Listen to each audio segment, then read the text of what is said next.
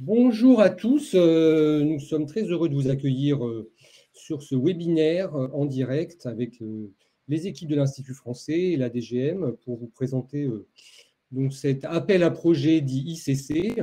Comme vous le savez, c'est un appel à projet exceptionnel qui a été commandé par la DGM auprès de l'Institut français dans le cadre de la relance des ICC et de la feuille de route de la diplomatie d'influence telle qu'elle a été présentée par notre ministre. Je voulais surtout souligner, en tant que directeur de la direction de l'appui au réseau, qui est une nouvelle direction que l'on vient de créer à l'Institut français, à quel point c'est un appel à projet qui va concerner l'ensemble des postes. Et c'est un peu la nouveauté de cet appel à projet. Comme vous le savez, une mission ICC prioritaire a été confiée à 37 postes, mais l'objectif de cet appel à projet était d'élargir à l'ensemble du réseau. Donc, vous allez tous avoir la possibilité de présenter des programmes et des projets que l'on va vous détailler dans quelques instants. Un autre élément pour vous signaler aussi que cet appel à projet est copiloté au sein de l'Institut français, donc à la fois par ma direction, ce qui veut témoigner de l'intérêt qu'on porte au réseau, à quel point on compte vous accompagner, et puis par la direction que dirige Émilie Boucheteil depuis quelques semaines, la direction de la création artistique et des industries culturelles, qui permet de renforcer l'expertise dans le domaine des ICC. Rapidement, peut-être pour vous présenter le programme que vous allez pouvoir suivre, entre guillemets, ou en tout cas la manière dont va se dérouler ce webinaire. Dans quelques minutes, Marianne Carré, qui est sous-directrice culture et médias au ministère de l'Europe et des Affaires étrangères, vous présentera le cadre de cet appel à projet, dans quels sont les enjeux. Émilie, que je vous ai présentée juste avant, elle vous présentera rapidement la stratégie ICC de l'Institut français et de quelle manière elle s'articule avec cet appel à projet. Sébastien, vous connaissez tous, qui est responsable appui artistique au réseau et qui est votre interlocuteur déjà fidèle, lui évoquera les modalités plus concrètes de cet appel à projet. Et puis nous avons voulu, parce que ça nous paraît toujours très important, faire intervenir deux de nos postes avec des projets qui peuvent être inspirants et qui peuvent notamment fournir des pistes de réflexion et des pistes de travail à ceux d'entre vous qui peut-être réfléchissent à comment se positionner sur la question des ICC. Donc nous aurons la chance d'entendre Charlotte Henou, qui est directrice déléguée de l'Institut français d'Indonésie, qui nous présentera un des projets emblématiques qui est Indonesia Gaming Summit. Et puis Sylvia Balea, attachée de coopération culturelle et audiovisuelle au Portugal, qui, elle, présentera l'action qui a été conduite dans le cadre de la Biennale de design de Porto. Et puis, bien sûr, l'idée, c'est de vous laisser la parole et de répondre à tout ce que vous avez toujours voulu savoir sur la stratégie ICC. Et je laisse la parole à Marianne Carré. Merci beaucoup.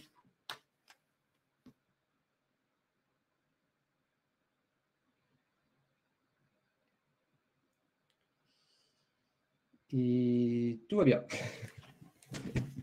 Nous semblons avoir un petit problème technique.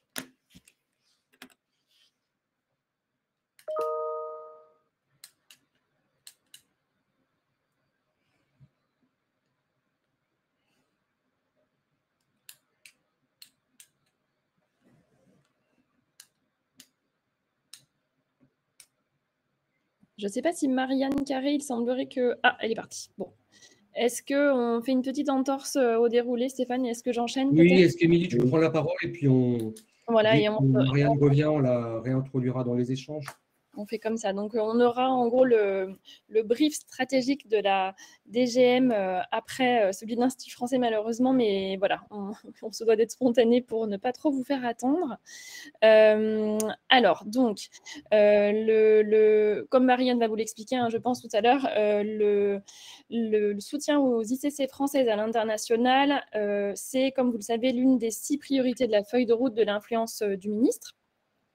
Et donc, l'IF a été mandaté par la Direction générale de la mondialisation pour mettre en œuvre des crédits exceptionnels qui visent à vous accompagner dans la traduction opérationnelle de cette priorité. Donc, c'est ce fameux appel à projet ICC qu'on vous présente aujourd'hui. Alors, juste, comme elle n'a pas pu être là aujourd'hui, un petit mot pour remercier notre collègue Agathe Basquin qui a été à la manœuvre dans la conceptualisation de cet appel à projet et qui était anciennement, avait une casquette ICC au ministère et qui nous a rejoint en tant que conseillère stratégie auprès de la présidence et de la direction générale, et donc qui nous a accompagnés dans la mise en œuvre et la conceptualisation de cet appel à projet.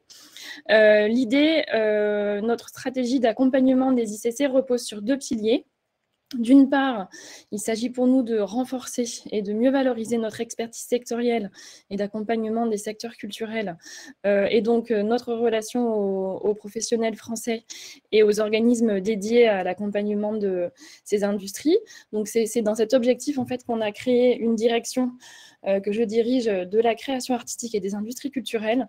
Et le deuxième pilier de cette stratégie, c'est, comme le disait Stéphane, un renforcement à votre service, au service du réseau culturel à l'étranger. Donc, d'où la création de la direction que dirige Stéphane Ray. Donc, je vais vous préciser les actions qui vont être prises en compte dans cet appel à projet. L'idée vraiment qui est très importante à retenir, c'est de soutenir des actions structurantes pour ces secteurs. Donc cet appel à projet s'adresse largement au réseau, hein, c'est-à-dire pas seulement aux 37 postes désignés comme ayant une feuille de route prioritaire ICC, mais aussi à l'ensemble des réseaux qui souhaiteraient développer une action en direction des industries culturelles françaises. L'idée, c'est de renforcer des partenariats durables entre des professionnels français et des professionnels étrangers, de mettre en œuvre des actions structurantes sur le terrain et d'augmenter la visibilité des ICC françaises à l'international. Donc, on va soutenir plusieurs typologies d'actions. Et il y a un micro qui siffle. C'est tout d'abord la création et l'incubation. Donc, toute action qui peut favoriser l'immersion et l'insertion d'entreprises ou de créateurs français dans un écosystème international ou sur vos territoires. La deuxième typologie d'action qui sera soutenue par cet appel à projet, c'est l'expertise et le conseil, c'est-à-dire des actions de formation ou de professionnalisation d'acteurs locaux par des professionnels français. Par exemple, une insertion dans le marché local ou du coaching et de l'accompagnement par des experts locaux. La troisième typologie d'action, la mise en réseau, donc organiser des rendez-vous entre des professionnels français et étrangers, organiser des colloques et des tables rondes qui rassemblent ces professionnels et qui structurent ces échanges professionnels. La troisième typologie d'action, c'est la diffusion, mais la diffusion à direction de professionnels étrangers. Par exemple, certains d'entre vous en ont organisé. Il peut être utile d'organiser des avant-premières à destination de professionnels pour l'achat de films, ça c'est un exemple. Mais donc des showcases professionnels, enfin vraiment une action de diffusion qui permette d'atteindre un public étranger, de potentiels acheteurs, de potentiels diffuseurs. Une action de diffusion grand public ne pourra être soutenue que si elle s'inscrit dans un cadre plus global d'un programme structurant à destination de professionnels. Donc, il faudra vraiment qu'il y ait un pendant professionnel à une action de diffusion grand public. La quatrième, si je ne me trompe pas, typologie d'action, c'est la promotion. Donc, rendre plus visible la création et la production française en direction des professionnels locaux. L'accès au marché. Donc vraiment le fait de soutenir la présence de professionnels français sur des marchés ou des événements internationaux qui sont prescripteurs sur vos territoires.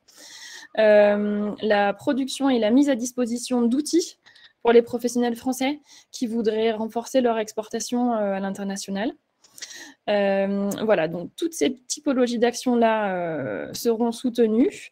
C'est un appel à projet, évidemment, qui s'adresse à l'ensemble des secteurs culturels et créatifs, donc à savoir la musique, le spectacle vivant, le livre et l'édition, le jeu vidéo, la création numérique, les arts visuels, l'architecture, le design, la mode, la création audiovisuelle et le cinéma. Vous avez la possibilité en tant que poste de déposer 3 à 4 projets ou programmes en priorisant l'intérêt que comporte pour vous en termes de stratégie ceux ou ces projets qui seront soutenus. Et donc, plusieurs projets ou programmes peuvent être retenus donc, dans un même pays, bien évidemment. Donc c'est aux conseillers culturels de déposer et de prioriser les dossiers que vous portez et que vous souhaiteriez voir soutenus. Peut-être un mot au sujet donc, de deux priorités qui sont aussi essentielles à l'Institut français. On portera une attention toute particulière aux projets qui comprendraient la promotion de l'égalité entre les femmes et les hommes.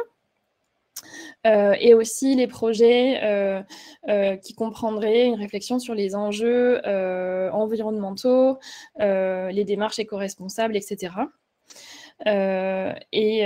Évidemment très important en ce qui concerne l'accompagnement de la direction de la création artistique et des industries culturelles, c'est que vous pouvez bien entendu vous appuyer sur l'ensemble des équipes et de nos expertises sectorielles. Je vais mentionner les équipes et notamment les responsables de pôle en charge des secteurs concernés. Donc Marion Thévenot qui est responsable du pôle cinéma et séries, Anne-Sophie Brault, responsable du pôle numérique et création numérique et audiovisuelle, Marianne Cossera qui est en charge du pôle livre et édition, Gaëlle Massico-Biti qui est responsable du pôle musique et spectacle vivant, et Marie-Cécile Burnichon qui est donc directrice adjointe de la DCAIC, mais qui assume aussi en ce moment l'intérim du poste de responsable art visuel, architecture, design et mode. Donc voilà, vous pouvez vous adresser bien évidemment à l'ensemble de ces responsables de pôle et de leurs équipes, et nous sommes à votre service si vous avez des questions quant à cet appel à projet. Et je vais passer la parole à Sébastien Brie pour qu'il puisse préciser voilà, le calendrier et les modalités opérationnelles pour cet appel à projet. Pardon, Émilie, si je peux me permettre, parce qu'on a été coupé tout à l'heure pour un problème technique. Là, je suis sur mon téléphone portable. Très bien, parfait. Je me suis permise de prendre la parole avant toi, mais bien entendu, c'est à toi. Il nous a fallu un certain temps pour changer de média et voilà. On a contourné le système du ministère et on est sur… voilà, mais ça fonctionne. Donc, c'est juste pour dire un petit mot concernant les priorités du ministère en matière d'industrie culturelle et créative. Donc, c'est l'appui aux industries culturelles et créatives françaises, c'est une priorité de longue date qui s'est précisée à partir de 2019 quand le ministre a donné une priorité à l'export des ICC à 37 postes dans le monde. Une priorité qui s'articule en trois sous-groupes en quelque sorte. Ça concerne à la fois les territoires prescripteurs en termes de marché et qui sont grosso modo les États-Unis, les pays, une partie des pays d'Europe. Un soutien à l'exportation vers les pays émergents, donc ça désigne une partie de l'Asie et l'Amérique latine. Et aussi, dans l'autre sens, un appui à la structuration des ICC dans les pays en développement. Je crois qu'il paraît qu'on n'a plus le droit de dire pays en développement, mais enfin, c'est quand même bien pratique. Grosso modo, les pays africains et une partie des autres zones, la coopération française a un rôle important pour essayer de structurer les écosystèmes, les mettre en relation avec les ICC françaises et donc, du coup, à terme, développer des marchés, mais c'est vraiment une perspective de long terme. Donc là, avec cet appel à projet, l'objectif, c'est vraiment de diffuser cette démarche en direction des professionnels, qu'ils soient français ou étrangers, et ce développement d'action vraiment ne visant plus le grand public, mais les professionnels, qui est le but est vraiment de diffuser cette nouvelle approche au-delà des 37 postes prioritaires, mais vraiment pour le monde entier. Raison pour laquelle cet appel à projet s'adresse non pas uniquement aux 37 postes prioritaires, mais vraiment à l'ensemble des postes, à charge pour eux de développer des projets qui répondent aux règles et aux typologies d'action que Émilie a expliquées précédemment. Donc, c'est vraiment un effort important qu'on fait parce qu'on pense que c'est une démarche qui est porteuse et qui est vraiment structurante et qu'il faut vraiment impulser. Et donc, c'est pour ça que le département a dégagé 1,4 million sur le budget 2022 pour vraiment, c'était très fléché sur cet appel à projet. Et bien sûr, on remercie l'IF de se charger de la mise en œuvre. Et on remercie les postes pour le fort et vif intérêt qu'ils ont marqué pour cet appel à projet. Voilà, donc je n'en dirai pas plus. Je vais laisser le temps aux uns et aux autres d'exposer les exemples et de la façon dont on va procéder. Et grand merci à tous pour ce travail vraiment collectif et très important pour nous.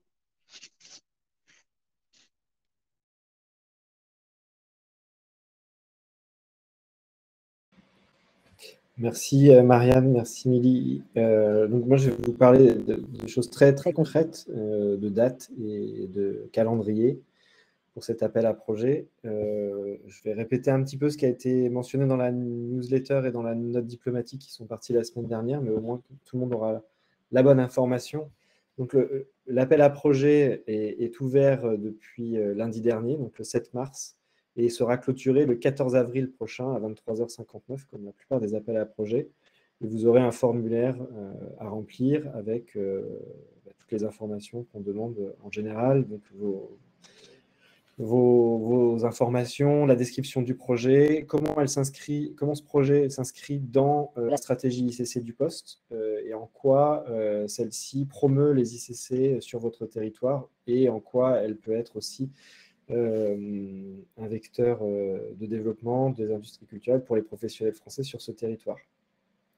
C'est les grands. Bien sûr, le budget.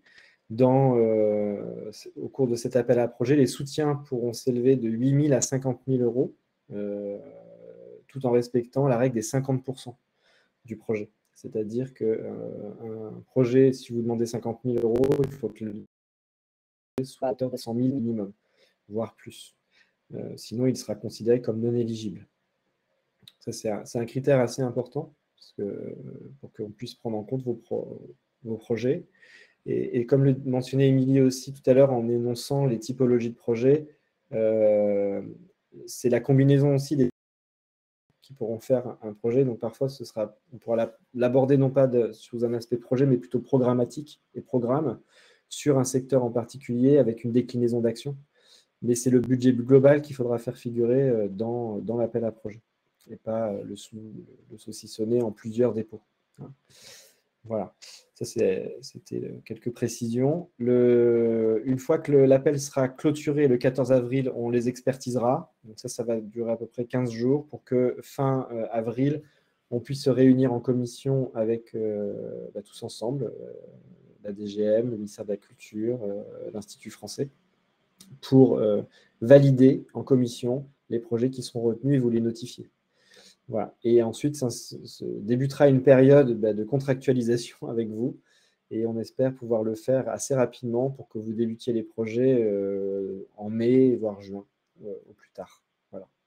Et ensuite, comme le précisait au départ Stéphane et le rappelait Émilie et Marianne, c'est un budget exceptionnel sur l'année 2022, donc les actions doivent s'engager en 2022 et être réalisées en 2022 pour qu'un bilan soit fait et envoyé à la fin de l'année et qu'on puisse d'une part le prendre en compte et puis l'analyser pour pouvoir aussi identifier les projets qui seront émergents et qui seront peut-être aussi accompagnés par ailleurs via d'autres dispositifs l'année prochaine si besoin. Mais en tout cas, le caractère exceptionnel, il est important parce que ce n'est pas une enveloppe qui est reconduite pour l'instant. Il faut bien que les actions s'inscrivent dans le cadre de l'année 2022. Voilà. Pour tout ce qui est question générale sur l'appel à projet, au-delà des expertises, je serai votre interlocuteur et normalement une personne devrait me rejoindre bientôt. Il s'appelle Oscar Finjean. On vous transmettra ses coordonnées. Et quand vous aurez des questions, vous pourrez nous les transmettre. Si c'est hors question sectorielle, puisque comme le disait Émilie, vous pourrez contacter bien entendu les responsables de pôle et les équipes à cet endroit-là. J'en ai fini pour le cadre un peu opérationnel. On va laisser la parole à Charlotte et puis Sylvia. Vous pouvez mettre vos questions dans le chat et on y répondra après si on y arrive. Voilà. Je vais laisser la parole à Charlotte, qui va nous présenter, comme le disait Stéphane, un projet qui a eu lieu qui s'appelle Indonesia Gaming Summit. Donc, je vais partager mon écran pour que vous voyez une petite slide qu'on a préparée. Merci Sébastien. Alors bonjour à tous, moi je m'appelle Charlotte Esnou, je suis attachée culturelle à l'ambassade de France en Indonésie, aussi directrice adjointe de l'Institut français. Et donc, je vais vous présenter brièvement le concept de l'événement Indonesia Gaming Summit qu'on a organisé en Indonésie l'année dernière, au mois de novembre. Donc, je vais essayer d'être assez brève, de tenir en 5-6 minutes et partager avec vous donc, la genèse du projet, son déroulé, les points positifs et aussi quelques points d'amélioration que j'ai pu identifier. Donc, juste pour vous donner quelques éléments de contexte pour commencer, en Indonésie, mon prédécesseur avait déjà identifié 4 secteurs ICC prioritaires. Donc, il y avait le cinéma, la mode, le design et le jeu vidéo. Et pour le cinéma et le design, on avait déjà des coopérations en cours, mais pour la mode et le jeu vidéo, c'était des secteurs complètement nouveaux. On n'avait pas vraiment d'expérience d'historique de coopération dans ces secteurs-là, en tout cas pas du tout sur des opérations structurantes. Et pour le jeu vidéo, c'était assez clair dès le départ qu'il y avait également une priorité très forte du gouvernement local. Donc, ce qu'on a fait, c'est qu'on a tout de suite souhaité mettre en place une action orientée marché en partenariat avec les autorités indonésiennes, donc bien sûr pour mettre en relation les professionnels des 2 pays, mais aussi en priorité pour faciliter l'export des studios français. Bien sûr, toujours en menant les négociations avec un angle bilatéral. Et on s'est concentré sur un événement marché pour les professionnels du secteur, même si je veux quand même préciser qu'en marge de ce projet, on a également monté un autre événement jeux vidéo dans le cadre de Novembre numérique, cette fois-ci, à destination du grand public, en partenariat avec des gamers et des streamers indonésiens, donc pour leur faire essayer des jeux français, donc leur donner un peu plus de visibilité. Donc voilà pour les éléments de contexte. On voit la slide, oui, super, ok, parfait. Et donc sur le déroulé de notre opération marché, donc on a signé dans un premier temps un partenariat d'intention avec l'Association Gaming Indonesia qui s'appelle l'AGI, qui est en fait l'organisme interprofessionnel de référence. Et c'est cette association qui a été mandatée par le ministère de la Communication indonésien, qui est donc en charge des questions du jeu vidéo pour organiser le salon national de référence, donc dédié aux professionnels du secteur en Indonésie. Et ce salon s'appelle IGDX, ça veut dire Indonesia Gaming Developers Exchange. Et donc, ce qu'on a proposé de faire, c'est d'inviter une délégation d'entreprises françaises à participer au salon IGDX par le biais d'un partenariat exclusif, donc en fait, en étant en quelque sorte invité d'honneur. Donc, on a bénéficié d'une forme de tribune. Et ça, c'était l'idée de départ, le noyau du concept, je dirais, autour duquel on a formulé une proposition un peu plus étoffée. Et c'est ce que nous, on a appelé l'Indonesia Gaming Summit. Donc, c'est ce que je vous présente aujourd'hui et qu'on a proposé aux entreprises françaises. Et c'est un événement qui s'est décliné en 3 volets que vous voyez sur la slide. Donc, le premier volet qu'on a appelé le warm-up, qui s'est déroulé la veille du salon IGDX. Ça, c'était donc le but de ce warm-up, c'était vraiment d'informer les entreprises françaises sur les opportunités du marché indonésien. Donc, il y a eu plusieurs ateliers dédiés. On a fait des présentations du marché, des ateliers dédiés sur la fiscalité, information sur les programmes d'aide à l'export. Il y a eu aussi des témoignages, des success stories, etc. Et enfin, le deuxième volet qui était la pierre angulaire de notre événement, c'est la participation au salon IGDX. Et là, on avait négocié avec le ministère un créneau de 2 heures pour nos entreprises françaises. Il faut savoir aussi qu'on était le seul pays à avoir une délégation présente sur le salon, donc ça nous a quand même donné une visibilité assez forte. On a participé à des tables rondes. Le syndicat national du jeu vidéo, le SNJV, a fait aussi un focus assez complet sur les caractéristiques et les opportunités du marché français. Et puis enfin, peut-être le plus intéressant pour les entreprises françaises, ça a été de faire des séances de pitching. Donc, chacun a pu présenter ses jeux et ses solutions au public de professionnels indonésiens qui étaient présents sur le salon. Et le troisième volet de l'événement, qui a complété les 2 autres, ça a été les rendez-vous et le suivi Business France. Business France a pu proposer aux entreprises un accompagnement sur mesure avec des rendez-vous ciblés en fonction des objectifs marché spécifiques de chaque entreprise. Donc, par exemple, à l'issue du salon, Business France a organisé un rendez-vous entre un publisher français qui s'appelle Plugin Digital et un fournisseur indonésien de services de cloud gaming pour faire référencer les jeux français sur la plateforme indonésienne. Donc ça, c'est une conséquence assez concrète de l'opération. Pour conclure rapidement sur les points d'amélioration et les points positifs, je dirais que les difficultés qu'on a rencontrées dans le cadre de cet événement particulièrement, Ça s'est surtout concentré autour de la prospection des entreprises. Bon, on a quand même eu 7 entreprises françaises qui ont participé. Il y a eu un bel effort conjoint des 2 équipes, SCAC, IFI, Business France pour la prospection. On s'est aussi beaucoup servi du syndicat national du jeu vidéo, le SNJV, pour faire connaître l'événement auprès de leurs membres. Mais globalement, je pense qu'on aurait vraiment gagné à structurer notre prospection avec d'autres relais en France. Donc peut-être d'autres organismes interprofessionnels, peut-être les CCI, les incubateurs, les écoles aussi, on les a sollicités, mais sûrement pas assez. Et puis en fait, comme d'habitude depuis déjà longtemps, c'était en format virtuel, donc assez peu séduisant. Et puis il y avait au même moment la concurrence d'autres événements jeux vidéo, donc ça n'a pas beaucoup aidé. Mais donc si je dois extraire les points positifs de l'opération, ce que je retiens, c'est avec Business France. En fait, on n'avait jamais vraiment collaboré ensemble de cette façon. Et on a signé une convention quand même pour définir les champs d'action respectifs parce que ce n'était pas évident au début. Et ça nous a permis d'avoir un positionnement très complémentaire et pas du tout concurrentiel. Et surtout, ce qui était très, très, très bien, c'était d'afficher un guichet unique et proposer un service cohérent et complémentaire aux entreprises françaises. Donc, nous, notre intérêt, notre souhait, c'est de pouvoir reconduire cet événement en 2022, on l'espère en présentiel, bien sûr en tirant les leçons de cette première édition. Voilà, je vous remercie de m'avoir écouté. Et si vous avez des questions, je suis à votre disposition, évidemment.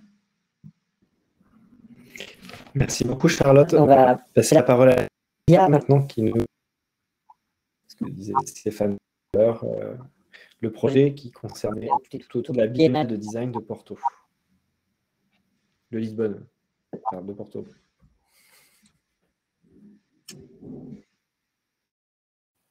Bonjour, j'aurais souhaité partager l'écran, mais quand je le partage, je tombe sur notre webinaire. Donc, certainement, j'ai un petit souci d'organisation. Je ne sais pas si... Non.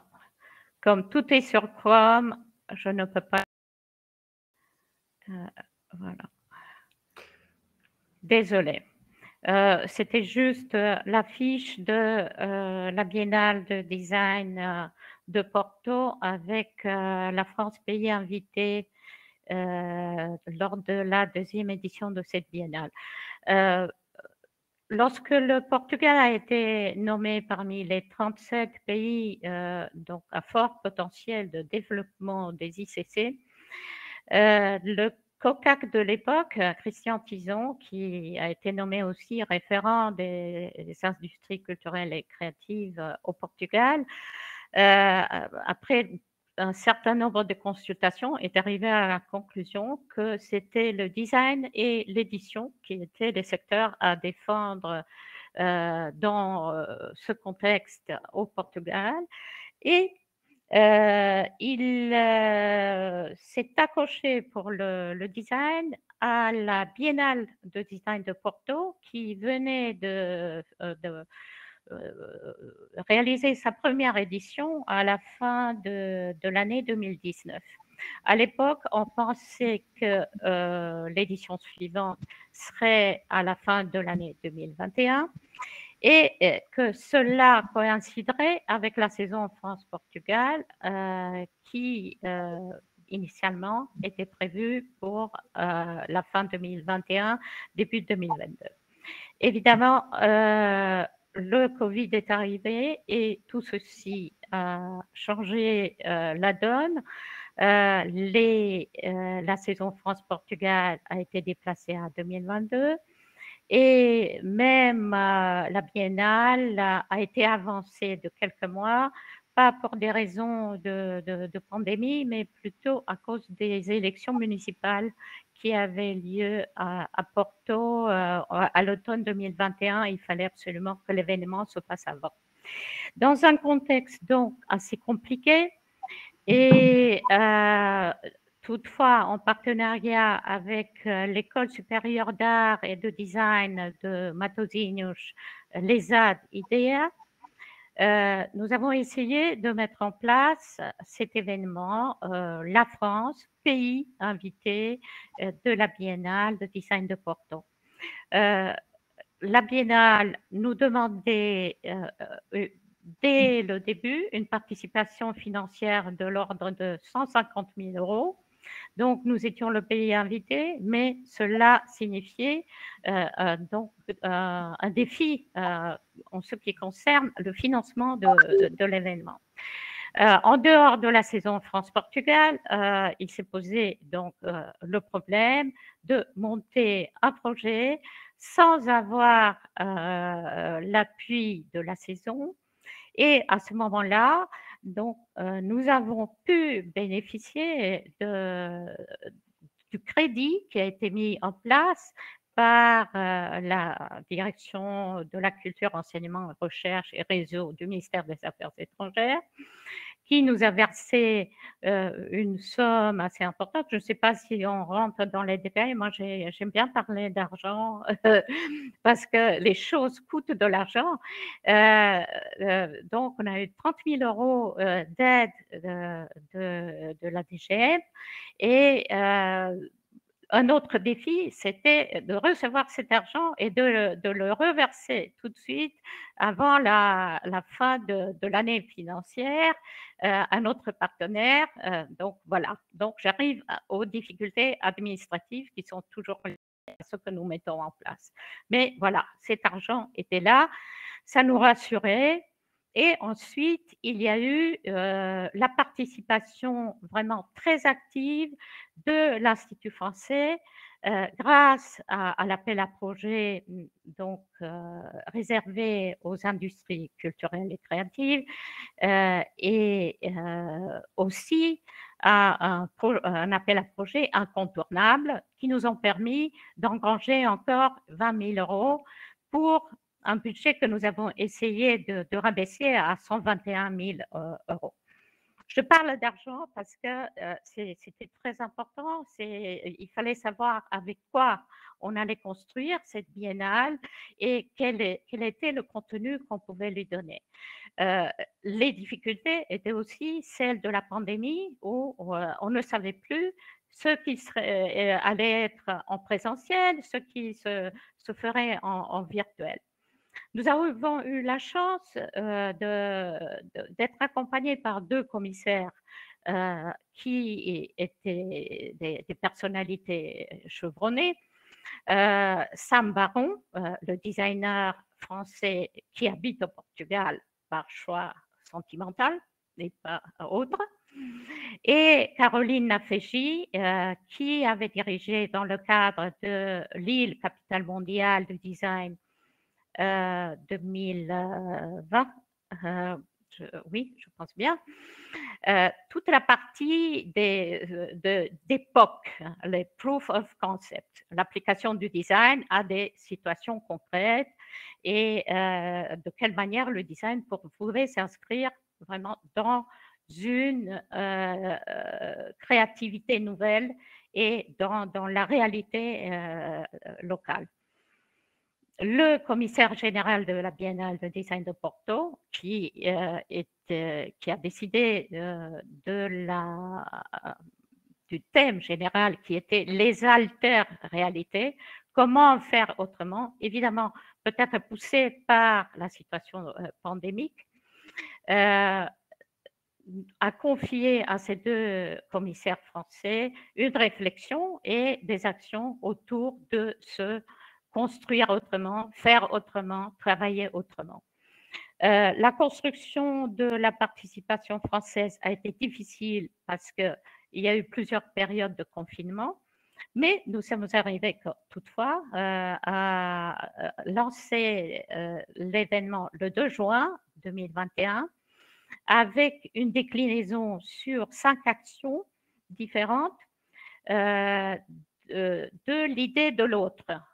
L'autre en tant que donc rencontre entre deux pays, mais aussi l'autre en tant que donc participant à une autre manière de faire du design, d'inscrire le design dans la société. Nous avons eu aussi la complicité de musée Soares dos Reis à Porto, qui nous a beaucoup aidé, qui nous a accueillis dans ses murs. Et donc, on a créé 2 expositions. Une première, Autre-là, qui était une exposition préliminaire qui décrivait le processus de création de notre participation, qui a été virtuelle et qui a été fait donc sur le modèle du cadavre exquis, avec la participation d'un grand nombre de designers et de penseurs français et portugais. Une deuxième exposition qui était conçue comme un espace de dialogue entre des pièces appartenant à la collection de ce musée Soares dos Reis et les choix des participants, designers français et portugais, une déclinaison sonore sur une radio expérimentale de ce que pourrait être le design sonore, et aussi une initiative sociale, le design au service d'une œuvre, de mettre en contact, par exemple, des producteurs de sardines avec des personnes qui s'occupaient d'apporter des repas aux personnes en difficulté pendant la pandémie. Et donc, le point final de cet événement a été un dialogue sur 24 heures organisé par Civic City sur justement une réalité plus sociale, une réalité plus écologique, grâce au design et grâce aux autres apports des penseurs, sociologues, ainsi de suite. Voilà, donc un événement qui s'est terminé par à peu près 4500 visiteurs au musée Soares dos Reis, en sachant que c'était une période à jauge réduite. 3800 et quelques personnes qui ont participé à la nuit des alternréalités. Beaucoup d'articles dans la presse, beaucoup de présence sur les réseaux sociaux, et aussi une participation de JC Déco qui s'est prêtée au jeu, et donc les affiches de l'exposition n'étaient plus pas seulement des affiches sur l'événement, mais faisaient partie de l'événement. Il y avait des designers qui affichaient leurs œuvres dans les espaces consacrés aux affiches de JC Déco. Voilà, tout ça, c'est le début d'un dialogue. Je ne sais pas, je vous avoue, je ne sais pas exactement, concrètement, à quoi cela va servir en termes de promotion de la vente des industries culturelles et créatives au Portugal. Le Portugal est un petit pays. Il n'est pas consommateur de design français, voilà, directement. Il participe à la création de certains objets qui sont designés par les designers français, comme Saint-Baron, mais aussi, il y a évidemment Stark, il y a aussi beaucoup de Français qui sont ici au Portugal, Noé Duchaufour-Laurent et d'autres personnalités. Mais c'est sûr que le design en tant que industrie, c'est assez difficile de le vendre ici au Portugal. Le pays est encore trop petit pour être consommateur. Je crois que j'ai fini. Merci Sylvia pour ce projet qui a été un beau succès et qui a bien fonctionné. Vous avez déjà posé plusieurs questions via le chat. Si vous en avez d'autres, n'hésitez pas à les mentionner. On va essayer de répondre à quelques-unes d'entre elles dès maintenant. Une chère une question pour Charlotte, puisque c'était en lien avec ce que tu présentais, concernant la rémunération des artistes. Voilà. Qui l'a pris en charge? Oui. La rémunération des artistes, vous voulez dire des studios français? Alors, la question, elle vient de Mathieu Thibaudot, je repose la question. Pouvez-vous nous dire qui a rémunéré les services, des services de Business France, pas des artistes? Parce que c'est vrai que Business France, souvent, facture ses services. Exactement. Ça a été je dirais presque un point d'achoppement au départ entre nous, parce que nous, on n'était pas du tout dans la même optique. Donc, au départ, on avait pensé facturer l'événement, enfin, la totalité de l'événement, selon le barème qui avait été défini complètement par Business France, sachant qu'on avait quand même, nous, SCA Kifi, pris en charge une très grosse partie de l'organisation de l'événement. Donc, ça nous paraissait quand même assez inéquitable de faire payer des entreprises et de faire payer à Business France alors que c'était un événement global. On a pris la décision à la fin de faire payer personne. Donc, c'était un événement gratuit. Et à l'avenir, Business France, parce qu'en fait, on a considéré, étant donné le contexte virtuel, etc., que ce serait plutôt un pré-événement, une sorte de teaser pour pouvoir faire revenir ces entreprises-là l'année prochaine. Et à ce moment-là, lorsqu'elles viendront sur le territoire indonésien et qu'elles rencontreront des entreprises en présentiel, là, Business France pourra facturer son service, mais ça, on ne s'en mêlera pas. Merci Charlotte. Une question qui nous venait des États-Unis concernant l'éducation au cinéma. Est-ce que ça peut entrer dans le champ du projet, de l'appel à projet ICC? Je dirais oui, dans la mesure où il y a une approche professionnelle ou structurante sur ce secteur-là. C'est-à-dire, elle sert l'industrie du cinéma dans une certaine mesure. C'est le développement vers un nouveau public aussi. Et on a un savoir-faire en termes d'éducation au cinéma qui est important. Donc, après, c'est la manière dont est organisé le projet et la manière dont il est présenté. Mais en tous les cas, ça rentre bien sûr dans les champs de l'appel à projet. Une question de Catherine aussi, Faudry, concernant les délais de réponse. Alors, Catherine, je ne sais pas ce que tu entendais par délai de réponse, mais c'est une délai de réponse de notre part pour vis-à-vis du réseau pour débuter les projets. Mais ce que je disais tout à l'heure, c'est qu'en priori, la commission de validation se tiendrait fin avril, plus tard le début mai, pour que vous ayez des réponses première semaine de mai, même si l'Institut français sera en plein déménagement à ce moment-là. Ce qu'on espère, c'est pouvoir le faire le plus vite possible pour que vous puissiez débuter le plus sereinement possible les projets.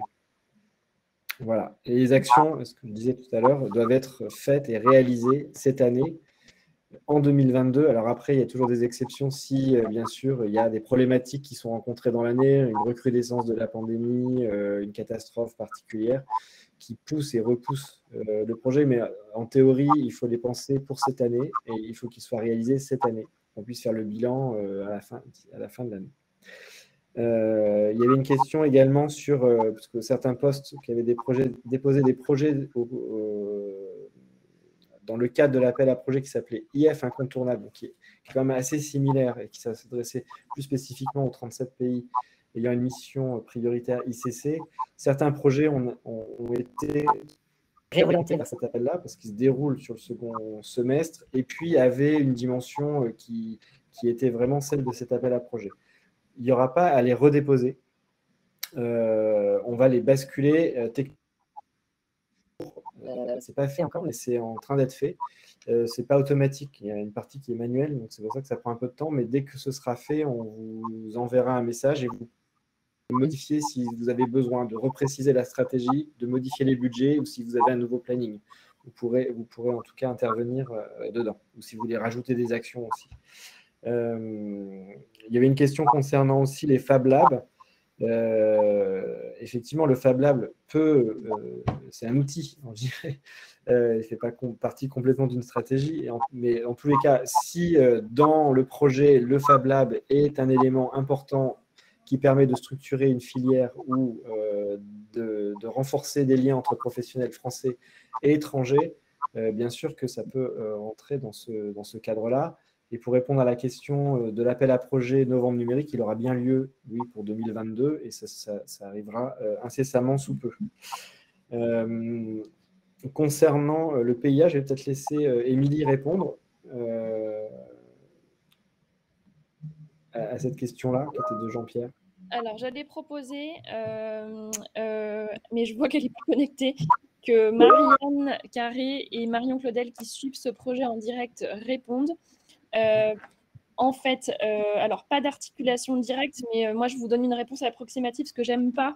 Donc j'aurais préféré qu'on vous donne une réponse plus précise, puisque comme Jean-Pierre Pierrat, qui est un des postes qui va participer au programme PIA, qui est donc piloté par le ministère de la Culture, l'Institut français et Business France, et l'Israël sera l'un des territoires sur lequel il y aura donc un programme pilote de ce programme d'immersion ICC. Donc évidemment, les articulations entre notre direction, celle de la création artistique et des industries culturelles, et la direction d'Agnès Alfandari sera travaillée.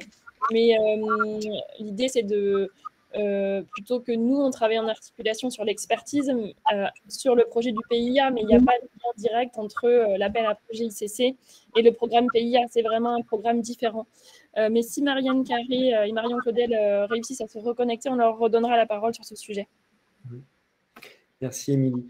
Concernant la question, parce qu'il y avait plusieurs à la poser, sur le nombre de projets déposés sur un même territoire, donc dans la note diplomatique et dans la newsletter que vous avez pu recevoir, il est bien mentionné 4 pays par territoire ou par pays.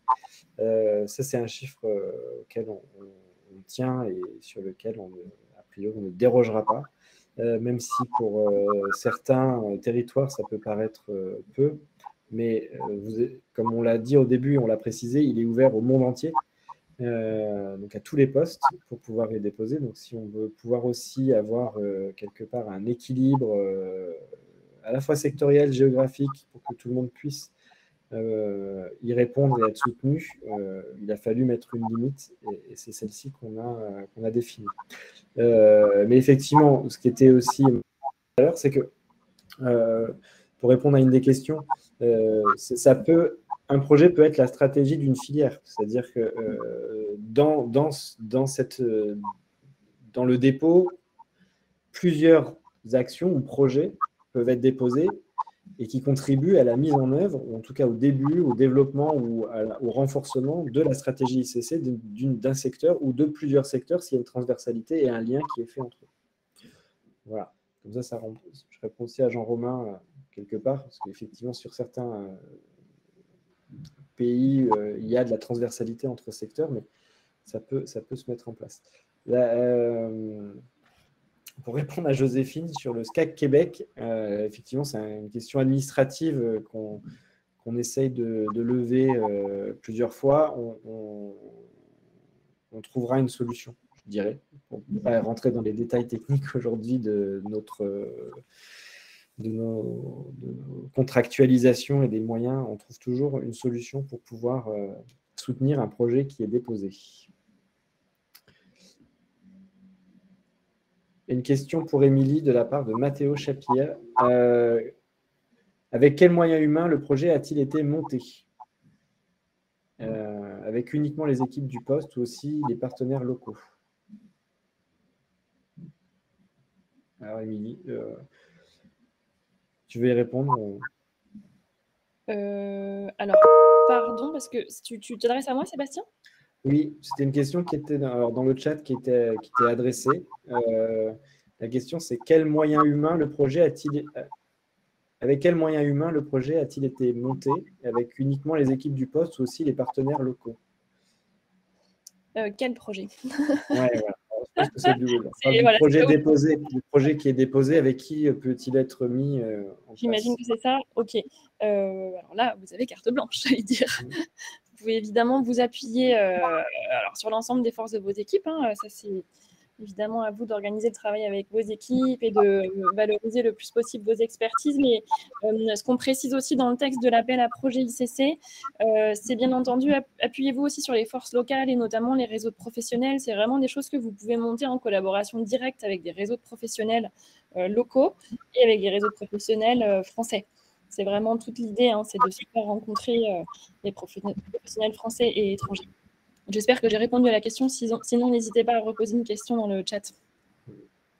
Je vais répondre à Sylvia qui est avec nous. Effectivement, vous êtes un poste qui a une activité importante aujourd'hui et l'appel à projet sert les postes. Donc, la contractualisation se fait avec le poste. Mais bien entendu, comme elle se monte avec des partenaires que vous avez sur le territoire, bien sûr, après, ça sert aussi de soutien finalement à la mise en œuvre de projets qui peuvent être portés par des partenaires, mais qui servent le renforcement de la filière et à la fois des professionnels sur votre territoire et des professionnels français.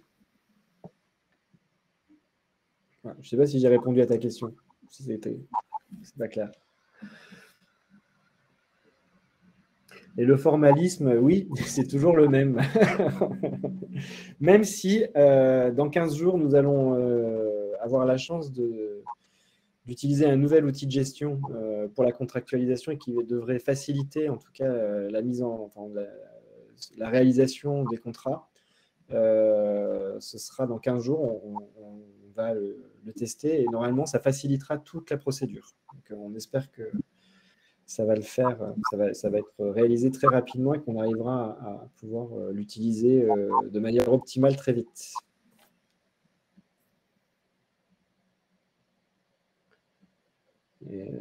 Qu'est-ce qu'on a comme autre question? Une question sur la dimension régionale. Est-ce qu'un programme ou projet peut être monté en régional? Je sais pas, Sébastien. Oui, c'est même encouragé à ce que un des projets peut avoir une dimension régionale. C'est bien entendu vivement encouragé si c'est dans la mesure du possible. En fait. Voilà. Et puis, il y a une articulation qu'on pourrait poser avec les relais spécialisés. Oui, dans le cadre des relais, ça peut être déposé au nom du pays pilote ou coordinateur pour l'ensemble du relais, bien sûr.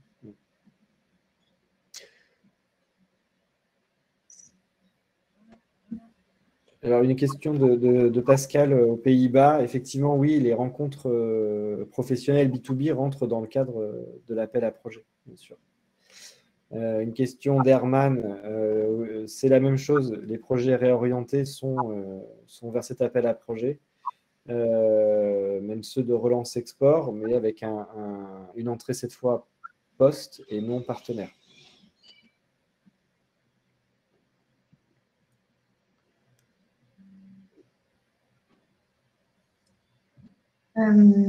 Sébastien, si je puis me permettre, si je lis le chat, je pense que la question sur les ressources humaines m'était adressée. Oui, en fait.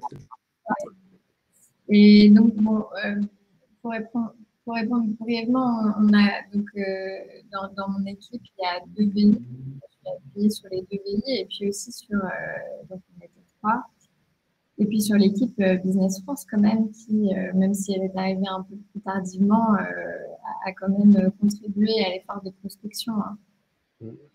Donc, c'était une équipe finalement assez étouffée, mais inexpérimentée de mon côté quand même pour la prospection commerciale, si je puis me permettre. Parce qu'en fait, on n'avait aucune liste ciblée, on ne savait pas trop où commencer. Donc, à part avec l'aide du syndicat national du jeu vidéo qui nous a un peu orientés, on a pu faire des séances de pitching auprès de leurs membres, on est apparu dans leur newsletter, etc. En fait, on a prospecté sur LinkedIn la majeure partie du temps. Voilà, c'était la pêche au gros, quoi. Et c'est pour ça que j'essaie d'insister sur le fait qu'on manque vraiment de relais en France, peut-être sur un ciblage un peu plus précis des entreprises qui seraient éventuellement déjà matures pour s'exporter à l'étranger. Parce que là, on n'avait pas du tout ça, quoi. Donc, très bien. Pour répondre à Adrien, effectivement, ce sera le projet que vous aviez déposé est basculé et vous pourrez apporter des précisions pour l'aspect tout ce qui est rencontre professionnelle et le détailler un peu plus. Voilà. Et Sylvia, oui, ce sera ça, c'est bien aussi. L'aide qui aurait pu être apportée aux partenaires dans le cadre de Relance Export sera apportée au poste. Voilà. Une autre question qui était pour Herman par rapport à la stratégie du relais. Alors, le relais bénéficie déjà de fonds dédiés et spécifiques, ce que n'ont pas beaucoup de postes, très peu de postes. Alors, peut-être que ce sera sur des actions particulières qui rentrent dans le cadre de la stratégie du relais, mais si c'est pour redéposer toute la stratégie, elle est déjà soutenue finalement par nous et par le ministère de la Culture. Il faut que ce soit des choses qui sont en plus. Tu as donné la parole à Agathe, non, qui souhaitait intervenir sur le PIA. Oui, vas-y Agathe. Pardon, bonjour tout le monde. Merci, en effet. Je crois que c'est Jean-Jacques Apira qui posait une question par rapport à la régulation. C'est ça, oui. Pardon, j'arrive totalement en cours. Merci beaucoup. Du coup, juste pour apporter une précision, c'est le programme d'immersion à l'international qui a une vocation à accompagner les entreprises culturelles françaises dans des territoires de marché prioritaires à l'international. C'est un programme qui nous a été commandé par le ministère de la Culture et le ministère de l'Europe et des Affaires étrangères sur financement du PIA 4, du programme d'investissement d'avenir de la France, 4e volet, qui a désormais été fondu avec le plan France 2030. Donc, c'est vraiment des crédits qui ont vocation à accompagner la transformation de l'économie française et accompagner les entreprises françaises dans leur développement international. Donc, on est sur une commande avec ces budgets-là qui est extrêmement précise et qui correspond vraiment à un projet qui est ce projet de résidence entrepreneur, comme on l'appelle, c'est-à-dire vraiment sur le format des résidences d'artistes que l'on connaît bien, mais là, il s'agit d'accompagner des entrepreneurs français, donc pour une immersion à l'international, pour qu'ils puissent acquérir une meilleure connaissance des marchés internationaux, à la fois s'en inspirer, à la fois entrer en contact avec des professionnels. Alors, ce sont des actions, évidemment, qui sont déjà menées en partie, mais là, il s'agit d'un programme d'ampleur avec des territoires cibles prioritaires qui ont été pour l'instant définis par nos 2 ministères de tutelle. Donc, on est sur le lancement d'une année pilote cette année avec 4 territoires identifiés. Et on va déployer le programme jusqu'en 2025, donc c'est un programme assez long. On est encore en train, nous, de travailler sur le schéma d'ensemble, et à la fois sur le schéma budgétaire et sur la création des programmes dans les différents pays. Et Jean-Jacques, en l'occurrence, le sait bien, puisqu'on est en train de développer un programme en Israël. Donc voilà, Israël fait partie des pays pilotes. Mais donc, on sera amené sans doute à communiquer un peu plus tard sur ce programme-là, puisqu'on est encore dans les étapes de conception en fait, de l'objet tel qu'il va être, et dans le lancement de cette première phase pilote cette année en 2022. Donc voilà, je pense que j'ai suffisamment précisé. Donc, c'est vraiment très différent. L'appel à projet ICC a en vocation à accompagner des projets précis. Là, on est sur un programme pluriannuel avec un objet bien identifié qui est cet objet de résidence entrepreneur. Voilà, en 2 mots. Merci, Agathe. Alors, quelques autres questions concernant le délai en fait, des projets. Est-ce qu'ils doivent, est-ce qu'ils peuvent, est-ce qu'ils pourraient dépasser ou déborder sur le premier semestre 2023 ? L'idée, ce serait que non, en fait, puisqu'on doit rendre les bilans, nous aussi, à la fin de l'année 2022, et donc pour cela, il faut que les projets soient réalisés et qu'on ait reçu les bilans. Ou au plus tard, qu'on puisse les rendre début 2023, mais qu'on puisse le faire de manière centralisée, parce que ce qui est intéressant avec cet appel à projet, c'est que ça va nous permettre aussi d'avoir une vision en fait, de l'ensemble des projets qui peuvent être faits et de voir quelle filière, dans quel pays aussi est en cours de monter en puissance et il va pouvoir aussi se structurer à moyen terme et qui pourra définir quelles peuvent être les priorités à la fois sectorielles et géographiques potentiellement sur du moyen terme. Donc c'est là où l'appel à projet Mais il doit plutôt être vu comme un appel avec, bien sûr, un cadre assez rigide, puisqu'il commence assez tard dans l'année et il se finit vraiment cette année, mais comme une marche ou un renforcement de quelque chose qui est déjà en place ou qui s'initie pour pouvoir poursuivre après. Mais en tout cas, c'est plutôt une amorce quelque part pour tous ceux qui souhaitent se lancer ou renforcer sa présence sur certains secteurs. Est-ce qu'on peut déposer un projet qui bénéficie déjà d'un soutien, par exemple dans le cadre de la transformation numérique? Alors, si c'est exactement le même projet que la transformation numérique, non, ça on ne peut pas. En revanche, si ça s'inscrit avec les dimensions, comme on le rappelait dans les critères d'éligibilité, s'il y a la dimension professionnelle et le renforcement à la fois et qui rapproche les professionnels du poste, du territoire sur lequel vous êtes et français, et dans lequel il y a l'outil transformation numérique, oui, mais il ne faut pas que ce soit le projet de la transformation numérique, en tout cas. Ça doit être un outil et pas le propos, en tout cas, ou ni l'objectif du projet. Voilà. Et une autre question, est-ce qu'un projet peut être déposé par plusieurs postes? Alors oui, c'était la dimension régionale quelque part. Si ce n'est pas régional, ce n'est pas très grave, mais en tout cas, il y a un poste qui sera pilote et le projet pourra s'inscrire sur plusieurs territoires, bien sûr.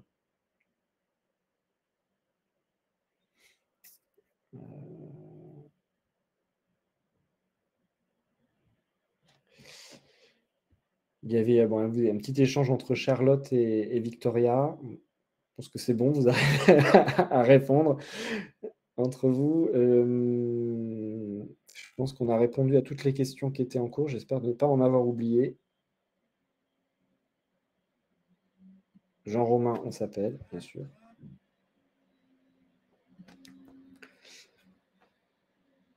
Peut-être un petit mot pour vous dire qu'on a aussi remis en ligne sur le chat l'organigramme de l'Institut français. Donc, vous pourrez retrouver aussi vos interlocuteurs au sein des directions, soit les chefs de pôle ou les chargés de mission sectorielle. Et puis, voilà. N'hésitez pas aussi à vous rediriger vers vos interlocuteurs.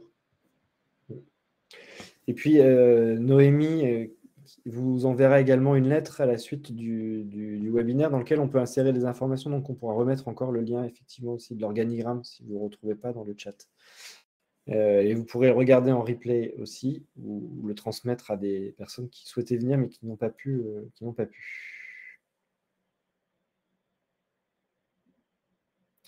Et pour répondre à la question de Pascal, peut-on déposer un projet qui bénéficie déjà d'un soutien de l'IF?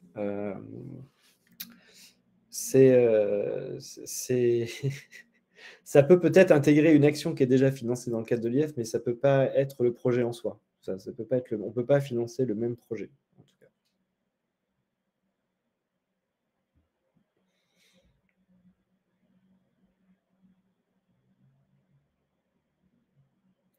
Et pour répondre à la question de Fanny, oui, on l'a abordé, la question d'éducation cinéma, et puis on peut en reparler après si tu veux, mais oui, c'est positif.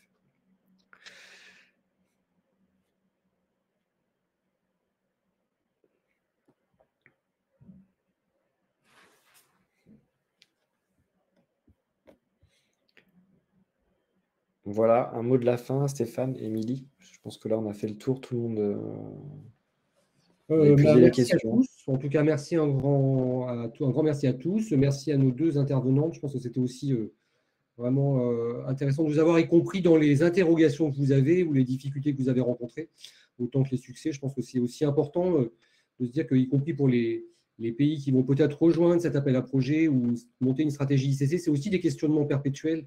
Je pense qu'on apprend en marchant, mais particulièrement sur ces sujets-là. Donc, n'hésitez pas aussi à rééchanger entre vous dans différents formats, parce que je pense que c'est vraiment important. Merci à vous, merci à l'équipe. Et puis, on reste bien sûr à votre disposition pour toute aide d'ici la clôture de l'appel à projet. Merci beaucoup. Très bonne journée à toutes et tous. Bonne journée. Au revoir. Au revoir. Bonne journée à tous. Bonne journée.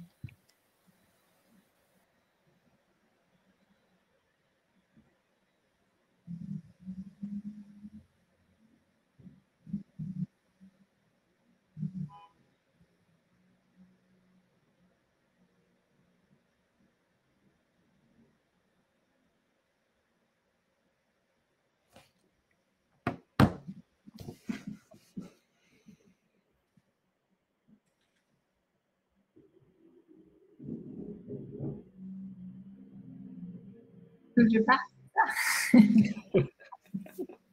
Bon, merci Charlotte et bonne soirée. Bonne soirée. J'étais en train d'écrire mon email pour je vais répondre à toutes les questions, mais je ne suis pas sûre que ce sera trop tard. De toute façon, tout le monde a l'organigramme. Allez, au revoir. Merci Sébastien. Au revoir Charlotte, merci beaucoup. Merci de m'avoir invité. Ouais. Au revoir.